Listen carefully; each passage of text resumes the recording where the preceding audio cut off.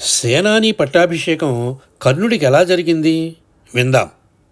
ద్రోణాచార్యుడు స్వర్గస్థుడైన తరువాత కౌరవ పక్షంలో విషాదం నెలకొంటుంది. తండ్రిని అధర్మంగా చంపారన్న వార్త విని అశ్వత్థామ పాండవులపై పగబట్టి ఆ రోజు నారాయణాస్త్రం, ఆ తరువాత ఆగ్నేయాస్త్రం ప్రయోగించిన కృష్ణార్జున ప్రమేయంతో యుద్ధం ప్రశాంతంగా ముగిసింది. అయినా కౌరవ సైన్యం నీరసంగా నిస్సత్తువతో దిక్కుతోచని స్థితిలో ఉంది.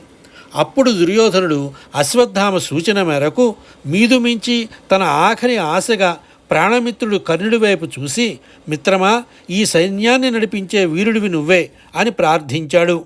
బంగారు కలశాలతో, పుణ్య నదీ జలాలతో, వేదమంత్రాల సాక్షిగా కర్ణుడికి సేనాని పట్టాభిషేకం జరిగింది.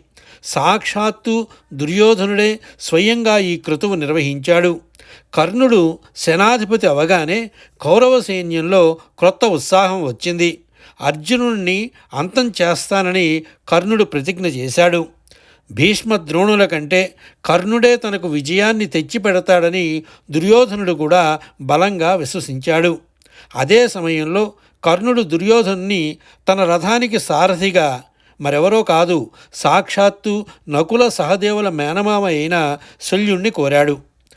అలా ఎందుకు రేపటి ఎపిసోడ్లో చూద్దాం.